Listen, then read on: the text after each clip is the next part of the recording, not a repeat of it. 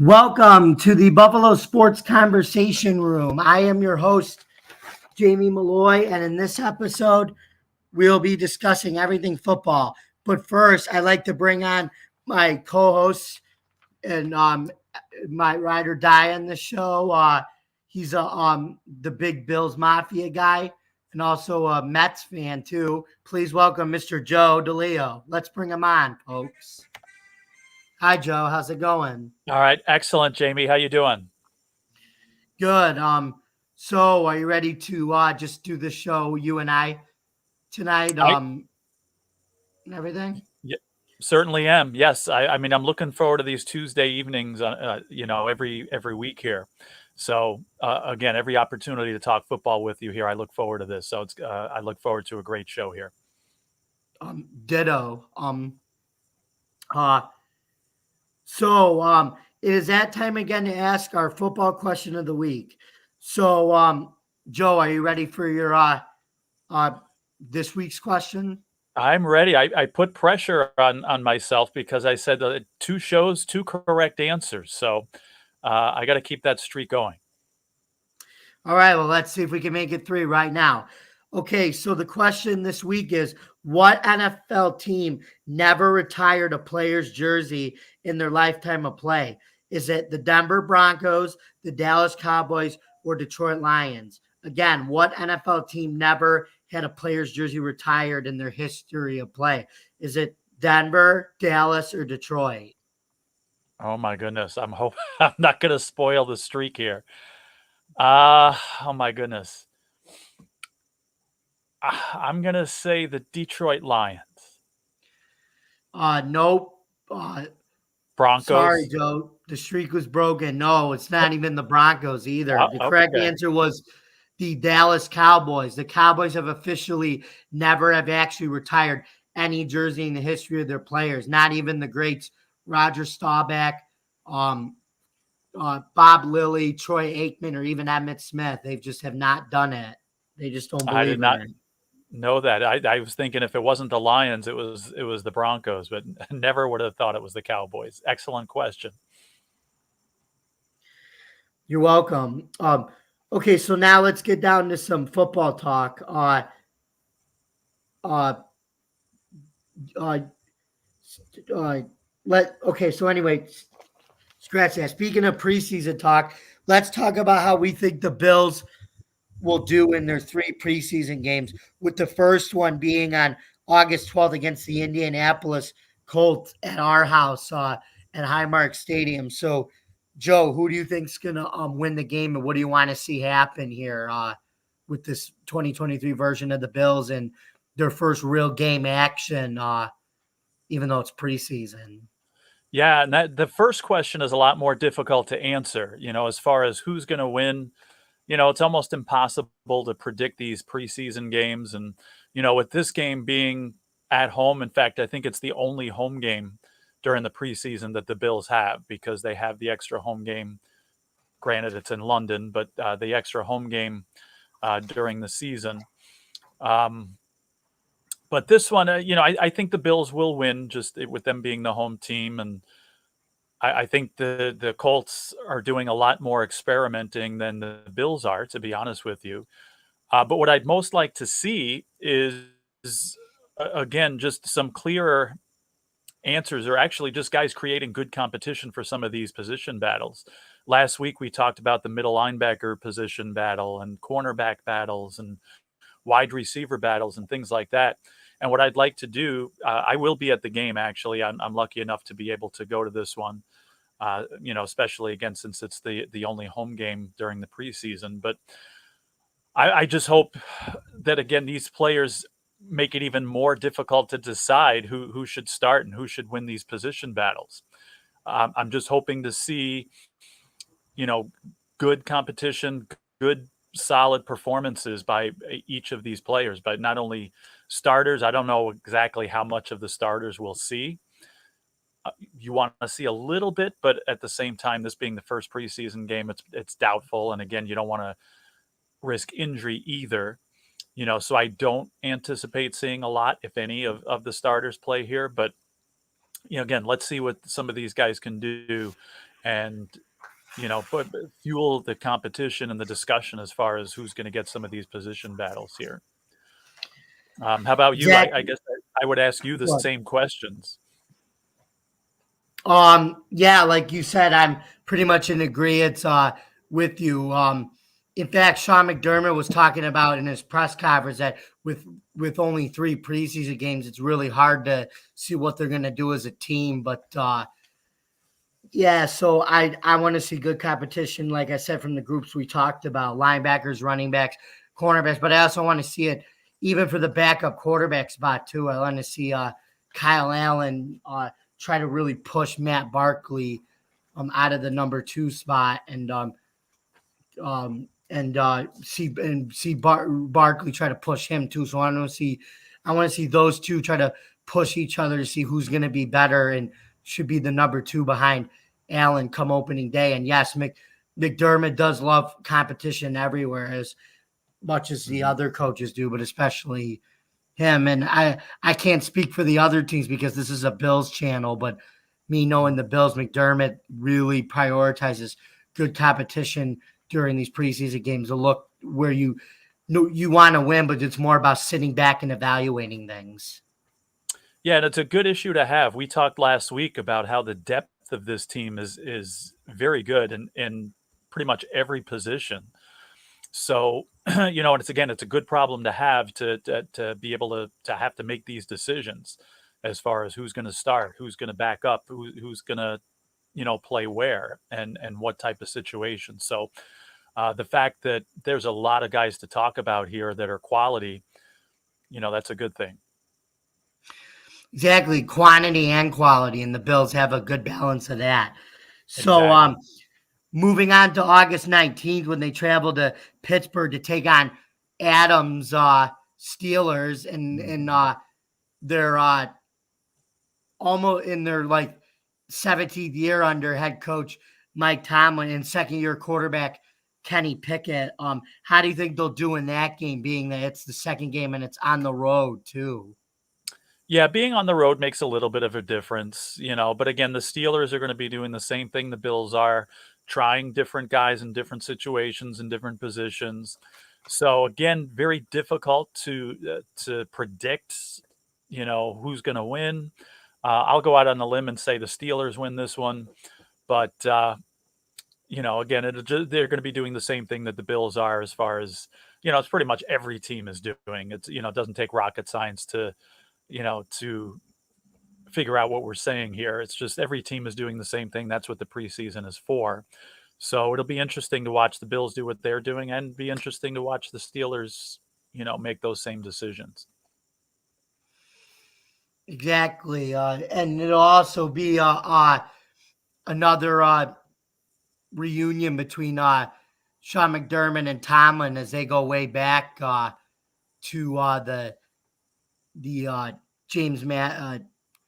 I think it's the James Madison, the James Madison days, or whatever college they went to. And no, I think it was William and Mary. It was William and Mary they went to, and McDermott was a wrestler and everything like that. And they've had a great relationship since. So now, lastly, in their third preseason game, when they take on the Chicago Bears, and that's also on the road, who do you think is going to take that game? And do you think any starters will play that game? Good question there. I think the Bills win that game. I remember last year, the third week, the same question was there. It's like how much action are the starters going to see? And if I remember correctly, the starters did play for a couple of series, both offense and defense. So I wouldn't be surprised if the same thing happened here, if they get at least a series or two, just to get some game experience in there. Again, I don't think they'll see that much action, but I would not be surprised at all if we did see pretty much all the starters or potential starters, get some action in that third game. And so because of that, I think I'll just predict and say the Bills win that game.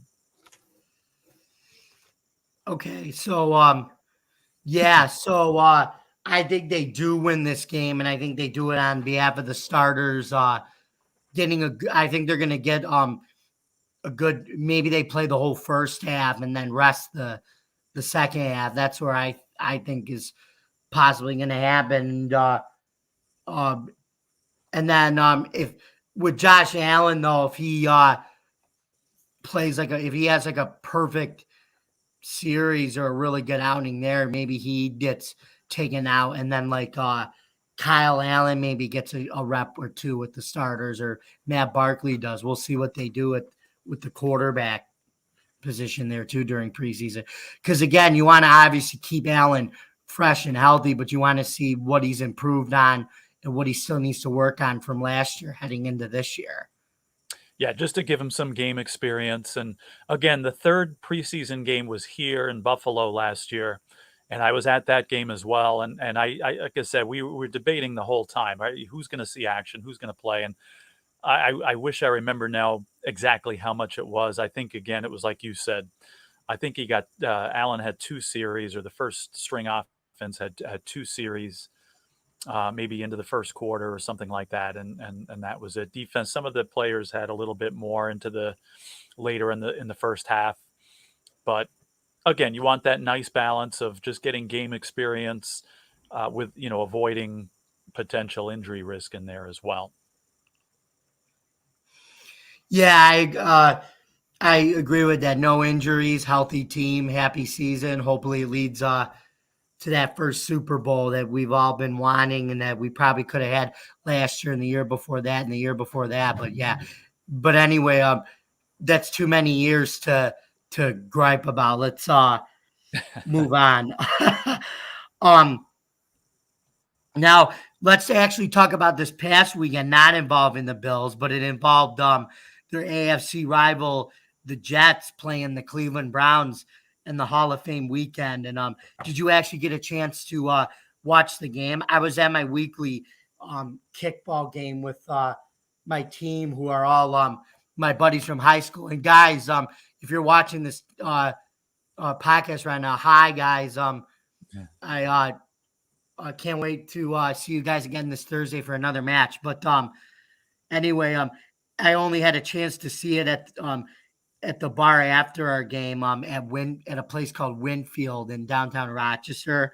And anyway, the final score was the Browns squeaking out a win over the Jets 21-16, but the Jets were actually up 16-7, and Zach Wilson actually didn't look too bad. But do you have any thoughts on that game? You know what? I apologize. I did not catch the game at all.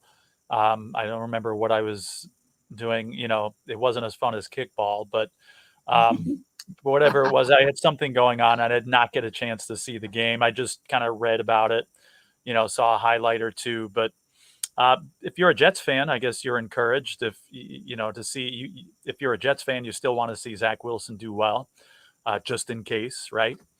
And just to see that potential is still there, but just to celebrate the fact that football games are playing again. And I think we have a bunch of games on Friday evening, and of course Saturday is when the Bills play. So just, we were talking backstage before this, is just how we're progressing here.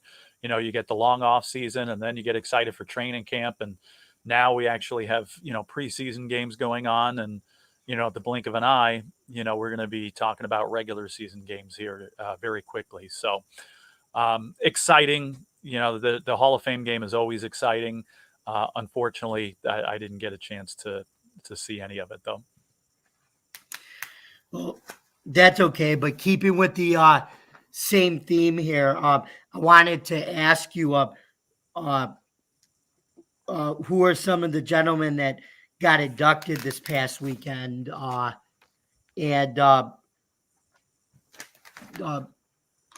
who? Excuse me, sorry, folks. Who is who your favorite is and why? And if you need to be remembered, who got inducted into the Hall of Fame this week? Here were the inductees. You had Joe Thomas, who spent his whole career with the Cleveland Browns. Rondé Barber, the twin of ex-Giants running back Tiki Barber, who was an excellent defensive end with the Tampa Bay Bucks. Don Coryell, who was a coach. Zach Thomas, who was a all-pro linebacker with Miami and teammates with Jason Taylor, who was another animal and beast on the defensive line. Darrelle Revis, lot of stuff to say about him. Revis Island, just a pure shutdown corner, was on an island all the time, covering the best receivers. DeMarcus Ware, who started as a first-round pick with the Cowboys. Then in 2013, he was released because of salary cap concerns, and then he went to the Broncos and won a Super Bowl with Peyton Manning. Joe Klecko, who was part of the New York sack exchange with Mark Gadsden there in the New York Jets in the early 80s. Ken Riley, and lastly, Coach Chuck Howley. So who are your favorites out of all of those people, and explain why? Yeah, I'm going to choose two of those. A second choice first will actually be the coach of the group, Don Coryell. Just purely an offensive genius. And to be able to watch his teams, especially the Chargers teams, late 70s and into the 80s, just unbelievable offense, and they were unstoppable. Even when he coached, when I first started watching football in the mid 70s, he was coaching the St. Louis Cardinals. Sounds weird to say that, but even as coach of the Cardinals, I mean, they had a good offensive team with not a lot of offensive talent, and they made things work very well. They never went as far as the Chargers did, and even the Chargers, I think, never went as far as they could have. Never went to the Super Bowl, of course. You have to play defense in the NFL also. And even though they could score at will, they couldn't stop anybody either. And that was always their downfall. But I always enjoyed watching Don Coryell teams. But the number one choice out of that group now it's going to be sacrilegious for me to say this on a Bills podcast here. But growing up on Long Island, I was always both a fan of both the Giants and the Jets, but really loved the Jets in the early 80s. And, watching games at Shea Stadium was, to me, the ultimate football experience. I mean, that place, you could see on TV the place literally shaking when things got exciting. And, the New York Sack Exchange was a highlight of that. And, Mark Gastineau was the crazy guy and the one that got all the attention. But I always appreciated Joe Klecko, who just quietly, did his thing. I mean, still getting 20 sacks in 1981. And, being a part of that whole sack exchange, it was really great to watch that Jets team. Again, a mediocre offense, but they got things done. But that defense was especially fun to watch, and they were very underrated. So once they left Shea Stadium, that was it as far as me being a Jets fan. So Bills fans watching this podcast, don't worry. I'm anti-Jets now. But I have to pick Klecko as my favorite from that group for those reasons. What about you? What were you thinking about that group? I think I'm going to go 3 here. My 2 are double Jets.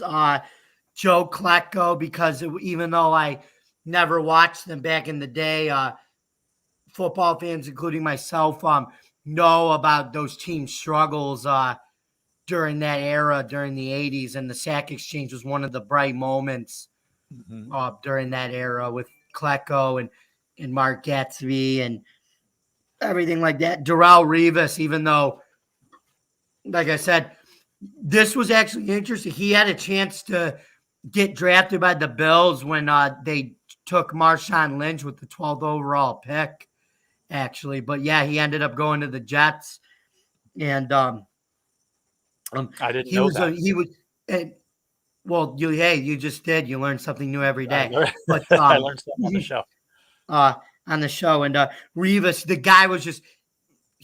I think he was Trey White before Trey White. The guy was just absolutely on an island, unstoppable. It didn't matter what receiver routes you ran. Like he would get in your way, cover you one-on-one. But obviously, he's obviously infamous for Stevie Johnson, obviously, burning him a ton of times. But other than that, Stevie Johnson was the only one who actually figured him out, because he was a hard corner to figure out. And this guy's totally deserving of the Hall of Fame. I mean, watching him again, another player in the Jets long struggle since Joe Namath and the upset win over Baltimore in Super Bowl III. When Rex Ryan took over that team, he knew how to utilize them best. It was just get after the quarterback and play solid man-to-man coverage. And Revis was part of that. And lastly, I'm going to go with DeMarcus Ware as my second favorite team. Happens to be the Dallas Cowboys. I remember when he got drafted in the first round, I saw him play in the preseason. I watched him on TV with my mom as a little 8-9-year-old kid just getting into football. And the dude was just a sack machine. He would just always blow by the tackle and just run in between the line and just absolutely put the quarterback on his back. And he did that for 8 or 9 years at Dallas. And that it was just a shame that was turning into the era of salary cap problems. They weren't able to keep him because then he went to Denver, won a Super Bowl, and did the same thing. It was key in Super Bowl 48 with that monstrous defense, him, Von Miller, and holding he was just part of that. Even that in 2050 when he won a Super Bowl, that dominant defense with him, Shane Ray, who's now actually on the Bills, and Von Miller, who's on the Bills, and they just absolutely shut down Cam Newton, that Panthers offense, who was 15-1 that year, and that's how they won the Super Bowl there. And now changing gears a little bit, I like to talk about the running back position that seems to be having trouble getting players re-signed to their teams. Why do you think that is? And do you think the running back position is going to become extinct? Because I actually happened to write an article for one of my publications I write called Defiant Takes Football about the running back position, and it got published. So, but yeah, let's turn it over to you first. Tell us, spill the tea. Go ahead. All right. Yeah, I'd be curious to hear what you have to say about it. This is something, I guess, fairly new. First of all, I don't think the position will become extinct. I think you're always going to need running backs. It's funny because, we were discussing this and say, hey, this will be a good thing to talk about on the show. And just so happens, I really wasn't thinking about this too much. But about a day later after we talked, I found this article that talked about exactly that. And the reasoning they gave is pretty much the fact that, you don't really have a lot of, dominant running backs anymore. It seems like the position has become a lot more, I guess, dime a dozen kind of thing. And, I think another thing the article said was just teams have been burned by signing running backs to long-term contracts that never, the running backs never really materialized to the point where the team thought they would. Maybe a couple of good seasons in there, but running backs burn out very quickly. And that's always been the case. I mean, even back in the 70s, some of the great running backs were retiring at 29, 30 years old. And it's a position even today that, it has a lot shorter lifespan or career span, I should say, than a lot of other positions. So the fact that teams, had these big contracts and really weren't getting their money's worth out of them, and the fact that, again, there's very few running backs that are head and shoulders above the rest, that it's almost become kind of like, again, like I don't want to say watered down, but more of a dime a dozen kind of position. And, a team, if somebody doesn't want to, if somebody holds out or doesn't like the offer being presented, the teams almost have an attitude like, fine, we can get somebody else that could do the job just as well or almost as well for a lot less money. So I don't see the position ever disappearing. It's used less, obviously, now, and I think perhaps it'll continue. Kind of reminds me of the fullback position. Remember, you used to have a lot of fullbacks that were specialized and that got a lot of touches. Now it's very rare that you see a fullback handle the ball. I mean, they're blocking backs now, and that position is almost phased out. And again, I don't think the halfback per se, or the running back as we see it now, will ever completely phase out. But again, what I saw and what I read and thinking about it, it kind of makes sense that there's not really a lot of dominant guys, and they're easily replaceable. Yeah, exactly. And it also has to do with changes in offensive philosophies over the years too. Like back in the 70s and 80s, it was more a traditional I-pro, I-form position where you had the quarterback, the fullback, in between the quarterback and the running back, and then you had the running back in the backfield, and you just ran the ball with them in between the tackles, and you barely threw the ball. Now it's a passing league where everything's pretty much the primary formation now is shotgun, and the only time they ever really do go under center is when they need to, like pick up 3 or 4 yards and move the chains Right. for a first down to keep drives going. But what's also really cool about the running back now is like the way you can use them now. You can use them to do so many other things. Like you can use them for halfback plays. You can use them for fake end arounds to the running back, jet sweeps, and things like that. So you can add more creativity to your offense and a spread offense. And also you could also like I said, what we do with James Cook, you can line them up as extra receivers, and they can run like a 15-yard go route and catch the ball in the end zone for a touchdown. So yeah, you can use them in creative ways more than just the traditional running back. So yeah, that's why I don't want to see the running back position phase. Yeah, because it's more obscure, but it's like I said, they have more roles that they can play now as people who catch the ball and like an H-back extra receiver type. And yeah, the fullback, like you said, that became extinct. You don't really have as many Mike Allstats anymore, who was a Pro Bowler for Tampa. And yeah, but the running back, well, let's actually look at it this way. It's becoming extinct, but it's extinct in its old format because now you're seeing this new format with the running backs. I feel like you still need to have, something to change it up. And I mean, a pitcher in baseball, even if he throws 100 miles an hour, you still need a changeup, right? You still need off-speed pitches to throw off batters. You can't constantly throw, 100-mile-an-hour fastballs. And I think it's the same with NFL offenses. I mean, you got to do something to change it up. And that's what the running game has always done.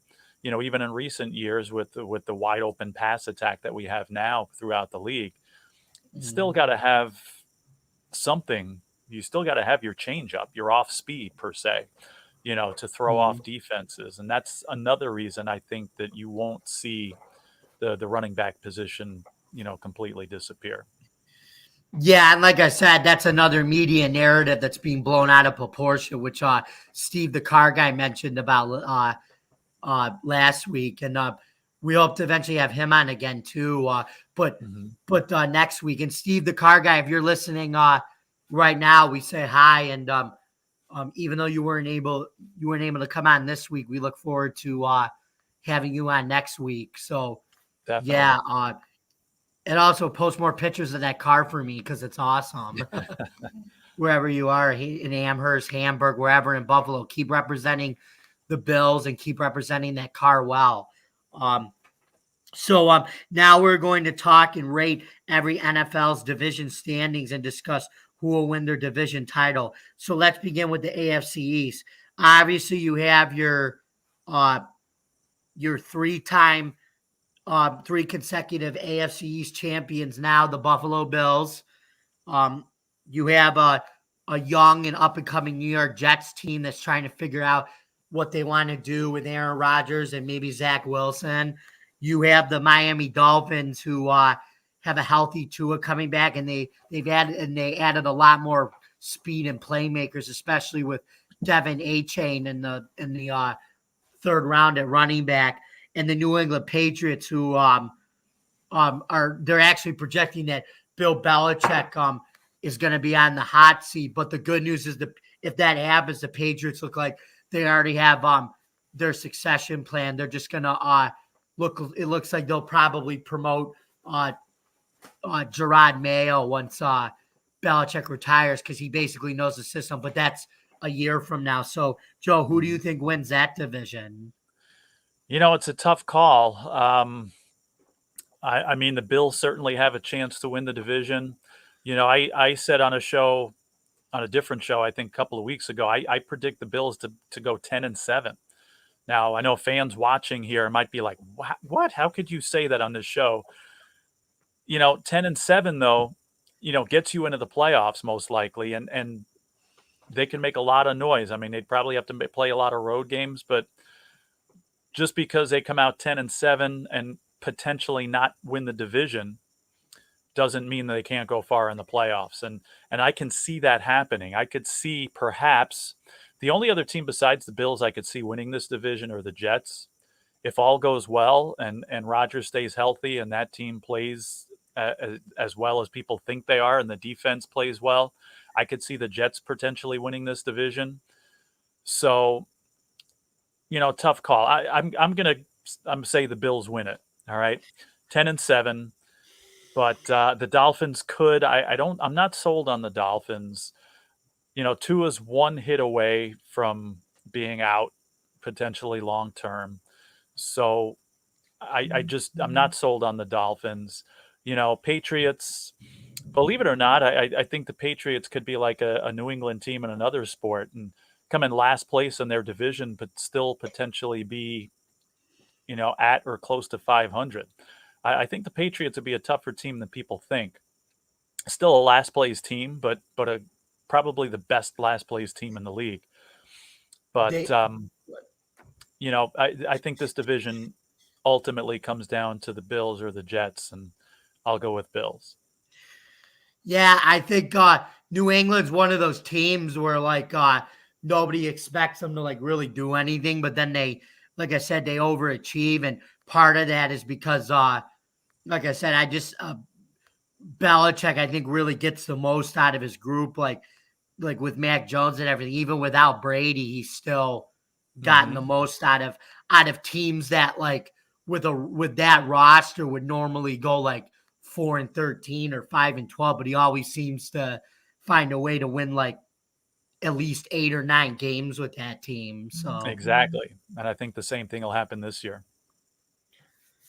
But I don't know. Like I said, that might not be good enough he may, like I said, I don't think they're going to fire him because he's been such a great coach. I think they just maybe let him walk on his own. And then, like I said, still have Gerard Mayo after that. But yeah, the Bills, we talked about, I think they could go 11-6 and win the division and get 2 home games again and make a run to the Super Bowl. The Jets, keep in mind, 2 years ago, the Jets were 4-13 under Robert Saleh's first year, but that's because they were rebuilding with a lot of first and second year guys, but that's panned out in 2 years because they were young and they had a ton of cap space, so that was like a transition year for them. And then obviously they took a step forward last year because of the defense. But the defense is going to play well under Robert Saleh. And again, Robert Saleh, he's like a McDermott type, the way he's building the Jets with culture and young players and salary cap and everything, and bringing in a guy like Aaron Rodgers to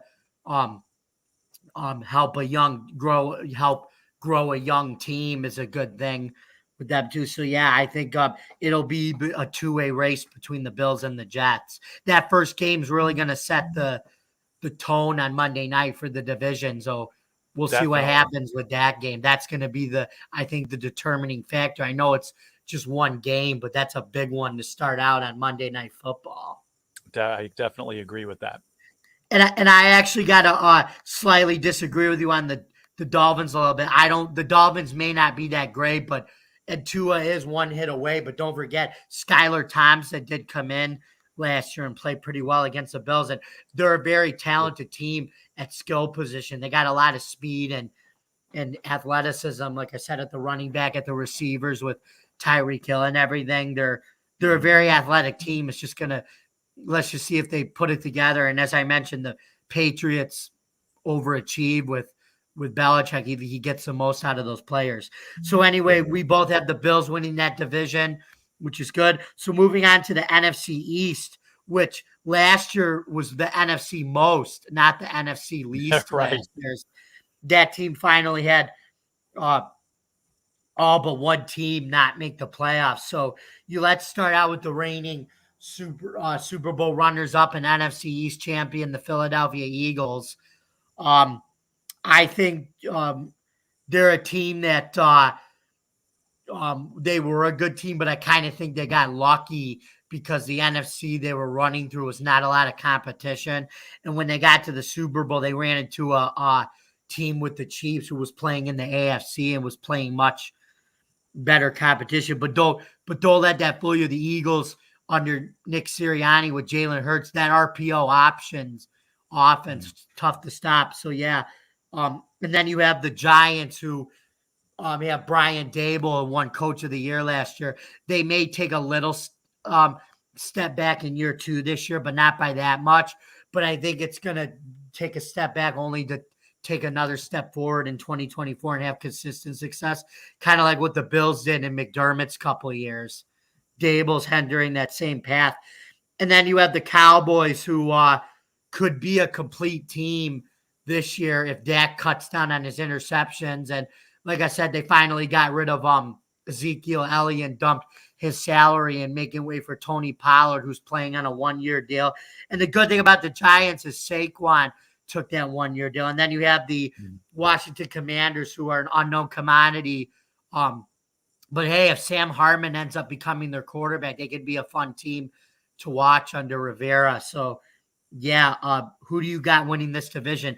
I actually have it a 2-way race between the Eagles and the Cowboys. Who do you have? Yeah, I agree with that. Eagles, Cowboys are the class of that division. Totally, the Giants are my second favorite team, and I totally agree with what you're saying. I think they take a step back. They echo the Bills, like you said. They became a playoff team last year. I think they take a step back this year to spring them forward in the future. Mm-hmm. I see the Washington team as a last place team, still trying to get things together. Although, like you said, they may be a very fun team to watch. Potentially Dallas, potentially Philadelphia, any one of those teams. It's weird though, because with those two teams, they could be non-playoff teams or they could be Super Bowl teams. Depends on how things go and which of those teams and players show up and produce. I'm going to say though, I see Dallas winning that division. I think the Eagles take a little bit of a step back. Still a playoff team, most likely. But I see Dallas as a potential possible Super Bowl team, and I think they win the division. Oh, so breaking news, folks. And as Max Kellerman on ESPN used to say, this just in, Joe wants to see another Bills-Cowboys and get revenge from the two that we lost to in the 90s. So awesome, Joe. I like that early prediction there.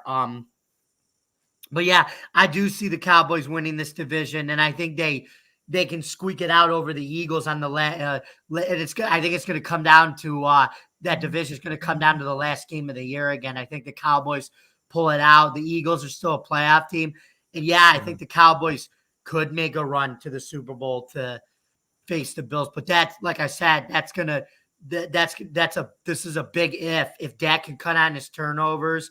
Right. And what's his name? The USFL kicker, Brandon Aubrey, if he could finally be the kicker that the Cowboys have needed for I don't know, probably since the woolly mammoth was around at this point. That's just a exaggeration. Don't fret about that. It's just a hyperbole because the woolly mammoth was around back in the day, and actually now with because of Mark Zuckerberg and the metaverse, you can actually see the woolly mammoth in the metaverse. But that tech talk and TED Talks for another day.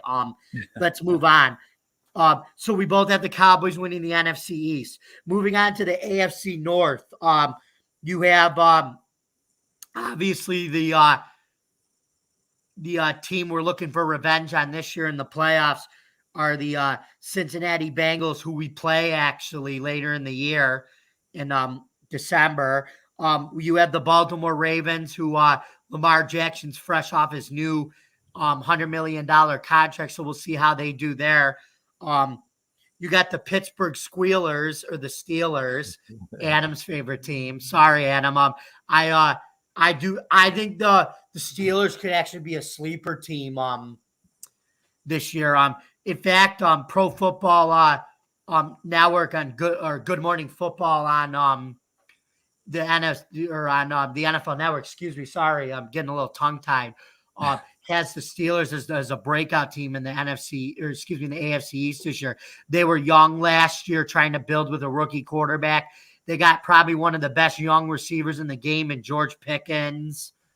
And they don't have Chase Claypool, but he's turned out to be a liability. And that's kind of sad because he started out great with Pittsburgh, being a Notre Dame guy, and now he's with Chicago. And they could be a team that could win it. And you had the Cleveland Browns, who looked pretty good in the Hall of Fame game. And but one thing that's going to be interesting about the Browns, they could be an interesting team to watch, as they now like the Bills and the Chiefs are now running an RPO style offense when you hit with Deshaun Watson, and they can even run that with Dorian Thompson Robinson. So they got two RPO quarterbacks that could be a fun offense to watch there with Kevin Stefanski. Yeah. So, but I'm going to say, I'm actually going to say, I'm going to shock the world here. I'm going to say the Steelers win this division, and then the Bengals come in second and are a playoff team. And I think it's going to be a battle between last place between the Ravens and the Browns. So yeah, you guys have a smoke screen of the year. I'm taking Pittsburgh to dethrone Cincinnati to win the AFC North. What are your thoughts, Joe? All right. Funny that you were talking about the Steelers like that. I had some of the same ideas. Now, I'm not picking them to win the division or anything, but I was reading yesterday some of the Vegas win totals. And so Vegas agrees with you because if I'm not mistaken, it was about 9.5, 10 games that they had the Steelers winning. So, which would surprise me at first a little bit because I would have picked them maybe 8 or 9. But Vegas has them about 9.5, 10. And I decided to look into that a little bit. And same thing. I think they're going to be a team that surprises people and a playoff team. I actually picked the Ravens to win that division. A lot of the same guys. They've had a lot of bad luck the last couple of years, and they've lost a ton of close games the last couple of years. And usually when teams lose a lot of close games, things kind of even out. And I could see them winning a lot of close games this year. So I'm taking the Ravens first place. I like the Steelers second, and I'm actually picking the Bengals third. Again, they're a potential Super Bowl team as well. This is going to be one of the tougher divisions in football as well, besides the AFC East. You know, you could have three teams, and the Browns could surprise as well. I mean, I think they're a last place team. They don't make the playoffs, but strange things happen in the NFL. And, you know, the Bengals, a lot of people are obviously picking them for Super Bowl and picking them to win the division and do a lot of great things, which they could. But, you know, being without Burrow now, potentially a few games, and I think it's going to be a tough season for them, you know, and I see them for third place. But I'm going with the Ravens here in this division. Yeah, I could see the Bengals having a down year, and like I said, I know this is a Bills channel, but we believe the only reason why the Bengals beat us in the playoffs last year is just we played possibly the worst game we've ever played in the McDermott Bean era, and it was still only 27 to 10. So that's the thing. We still scored 10 points. So Right. yeah, and like I said, the Browns could be like the Patriots. Like they're a last place team, but they could actually win 7 or 8 games. And plus with that that RPO offense they're running, it's going to be a fun offense to watch, and it's going to look different and exciting from what they used to be under Baker Mayfield. That's the thing. So I agree.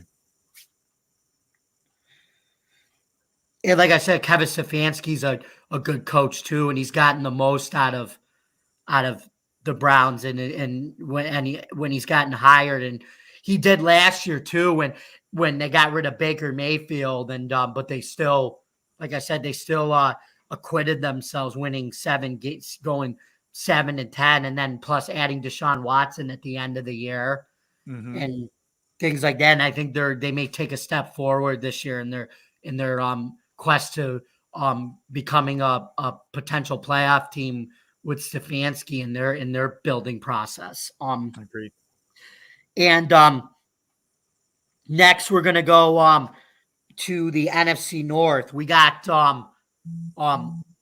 finally a team since Barry Sanders was on the team, a team that's finally getting looks like it's going to be on the come up and finally get their due with the Detroit Lions, who under head coach Dan Campbell had probably one of the greatest year 1 to year 2 turnarounds, along with the Jaguars going from 13-1 to 9-8. And while they didn't make the playoffs, they knocked Green Bay out of the playoffs. And what's funny is they probably would have made the playoffs. But unfortunately, the Giants were able to sneak in because a certain team didn't help them out. But they did their part, knocked the Packers out. So this is going to be a wild division because, like I said, you got the Lions, who are a young up-and-coming team. You have the Packers, who are now a young team, who are rebuilding with Jordan Love. But like I said, they could be a fun team to watch. Or possibly Alex Magoo starting for Green Bay. We talked about that as well. And then you have the Minnesota Vikings, who I think are going to take a step back this year because, like we mentioned, like you said, a team that usually loses a lot of close games with the Ravens evens out. Well, I think it's going to probably even out the other way. The Vikings may only win 9 or 8 games, but they're still going to be a competitive team to watch under coach Kevin O'Connell. Mm-hmm. And the Bears, I think, are going to be improved in year 2 this year with their rebuild under Ryan Pohl and Matt Eberflus. So yeah, they got a young team, and Justin Fields has been bragging about, I want to be the first Bears quarterback to throw for 4,000 yards. So yeah, let's see if he could live up to the talk and do well this year. But yeah, this is a tough division to predict, but I think the Lions are gonna win it close. And I got the Packers coming in second, Minnesota in third, and Chicago coming 4. But I think this is going to be another tough division to predict because you got a lot of teams that are now young and rebuilding in this division. So what do you think, Joe? Like I said, I got the Lions. Who do you have? All right. I'm not supposed to say this on a podcast like this, but I have no idea. This division is impossible to predict. Any of the 4 teams can win it. Any of the 4 teams could come in last place. This division can play out any way. Now, I can come up with a case for every team to win it. The Lions had a great showing last year and vast improvement. The Vikings were the Vikings last year, and, Green Bay lost Rodgers, but they still have a couple of good quarterbacks here that could easily take his place. Seems to always happen in Green Bay. After a guy named Favre left, they thought that they were going to have down years, and then, Rodgers took them far. So, and the Bears with Justin Fields, they showed signs of brilliance. Now, I agree with what you said.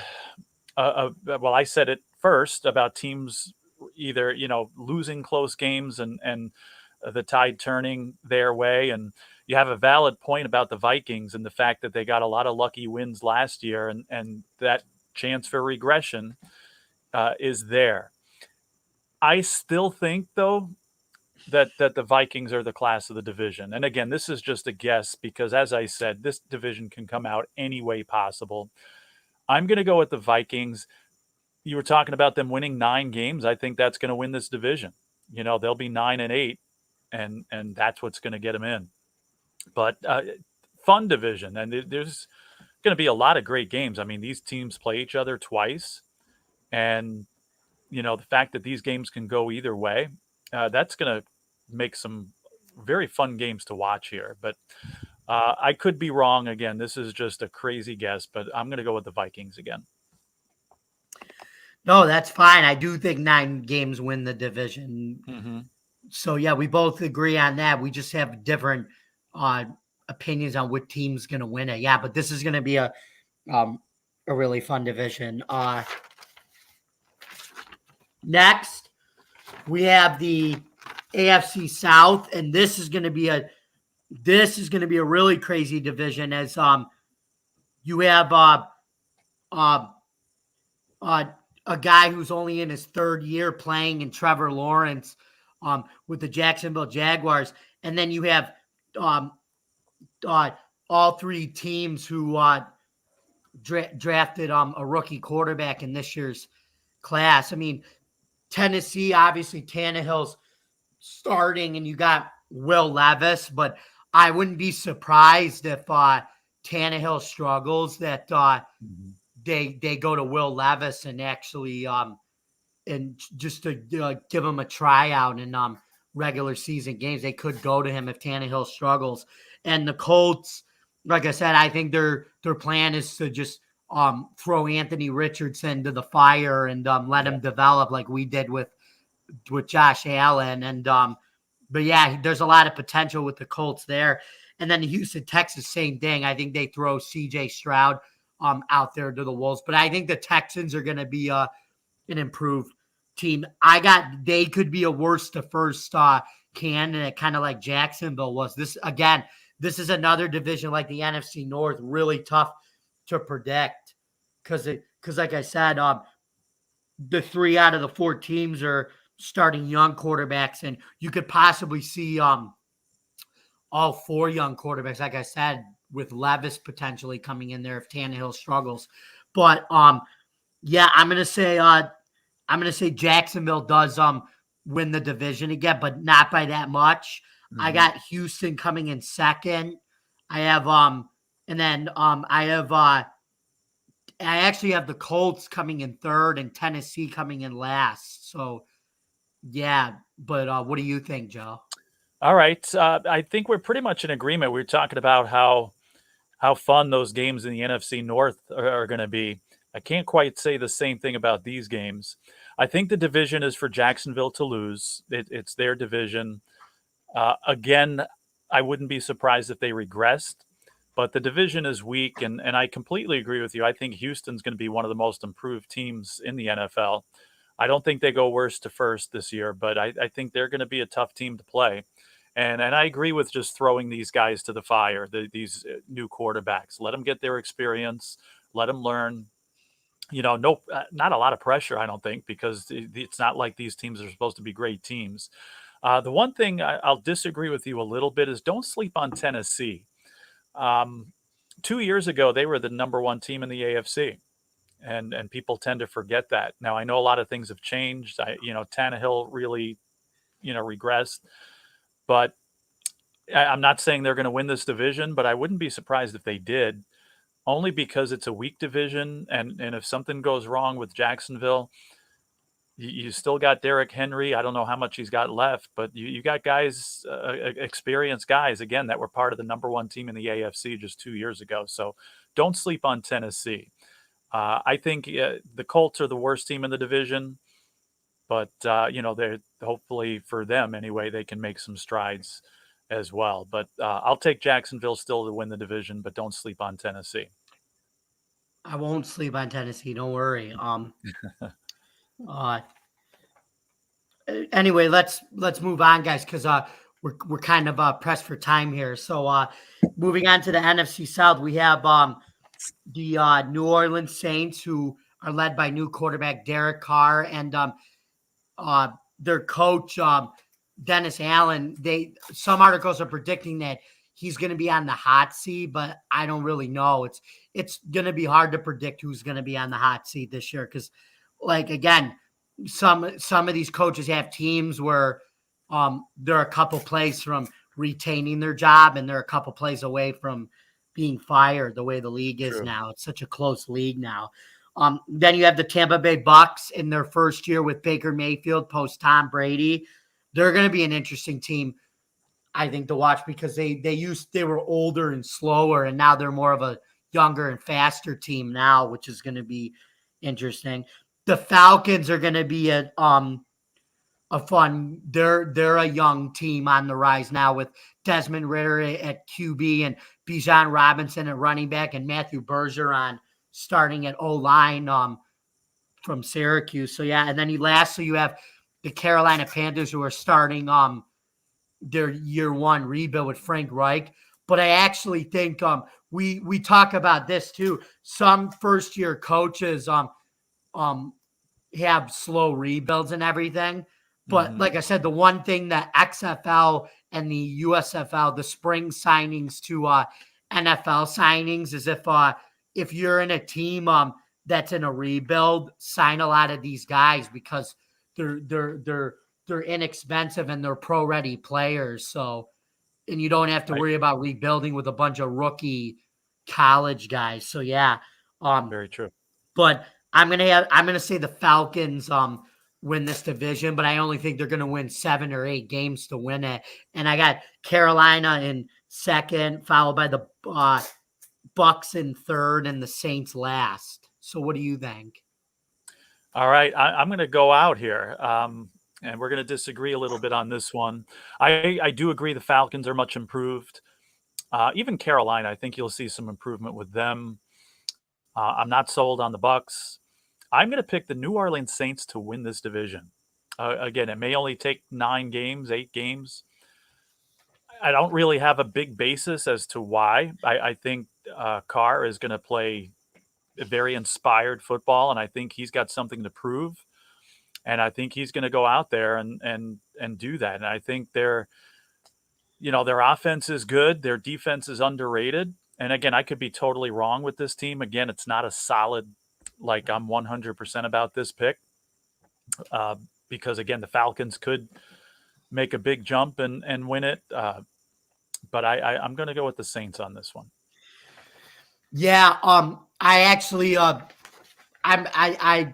I could see the Saints winning the division because while Derek Carr's obviously he's not Drew Brees, but he's a solid quarterback that can manage that offense. And like I said, Dennis Allen, the coach there, they've been the last few years, they played really good defense under him since he took over as the head coach for Sean Payton, because that was one of the problems they had under Sean Payton was even though they won a Super Bowl, their offense was great, but the defense wasn't as good. But then when they started grooming the team for Dennis Allen to take over, that's when the defense got better, and their defense has only continued to improve.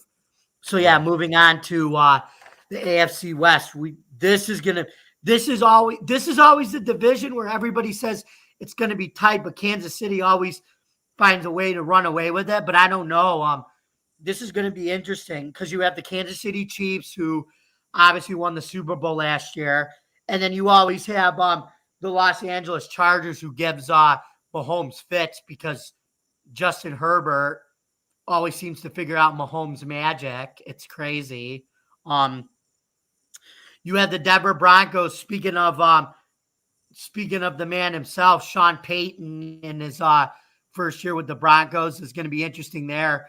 And then you have the Vegas Raiders, who are starting out with a new era at quarterback with Josh McDaniels. But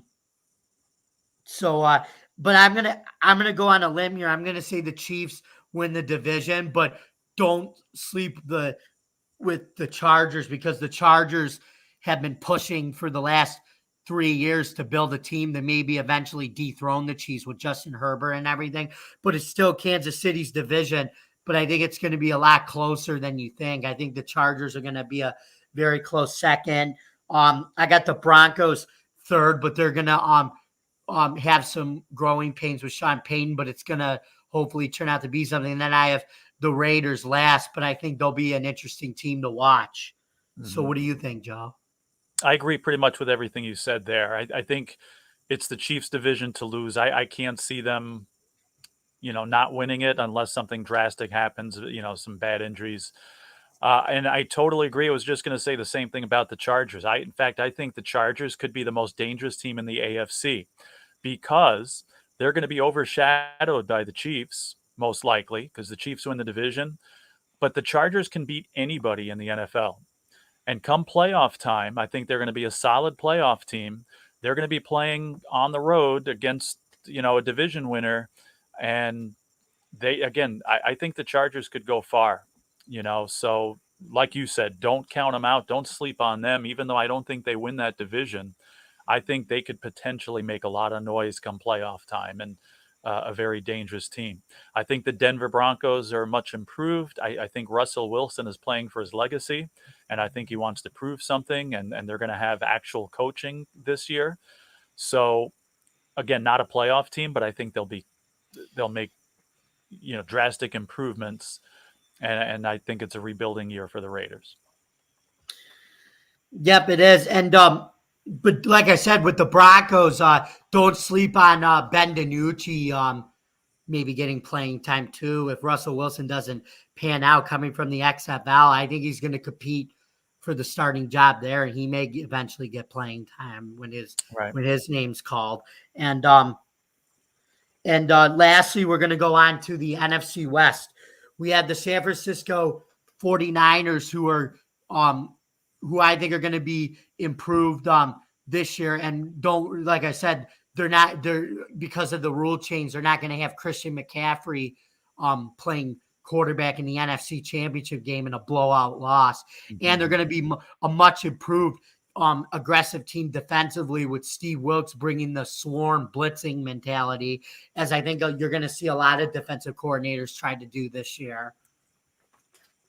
And and then you have the Seattle Seahawks who, like I said, another team, even without Russell Wilson, Geno Smith was like born again last year with the way he played. And Pete Carroll does a good job with getting the most out of that group and the culture he's built there, especially with their defense.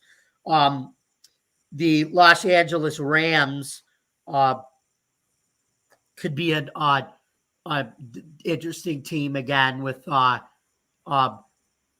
Matthew Stafford and everything, but some people are actually saying that they may tank for Caleb Williams. That's interesting. We'll see what happens there with McVay and everything. And lastly, you have the Arizona Cardinals, who they're in a rebuild with a bunch of XFL signings and Kyler Murray saving his legacy and everything like that, and a first-year coach. But yeah, I got the 49ers winning that division again with an improved defense, and they could be a scary team in the playoffs as well. Yeah. But like I said, don't sleep on Seattle. If they get into the playoffs, they could be another strong wild card team that could make a run. I have the Rams finishing third, and the Cardinals are in a rebuild coming in last place with a lot of good XFL talent on that team, though. Your turn, Joe. What do you think?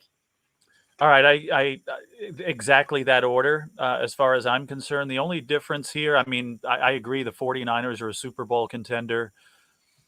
I think, no offense to any Seahawks fans that may be watching, but I think there was a lot of luck involved last year. And you want to talk about that regression and going the other way. I see that happening with Seattle. I don't think as many things go their way this year, and they don't make the playoffs, to be honest with you. It's second place still, because I think it's going to be a weaker division than it's been.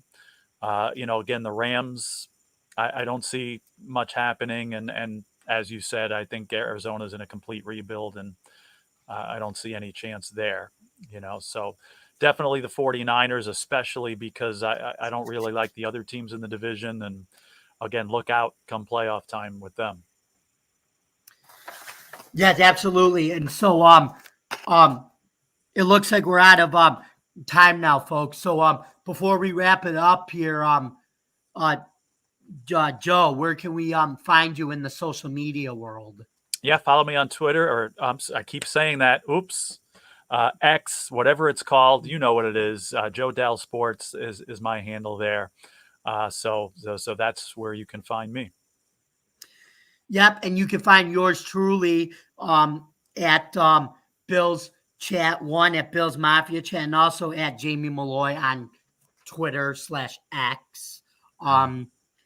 And also, you can also find me on DefiantTakesFootball.com, where I write stories about the Bills, Syracuse football, and spring football. And I also write college football sports for FanBuzz.com.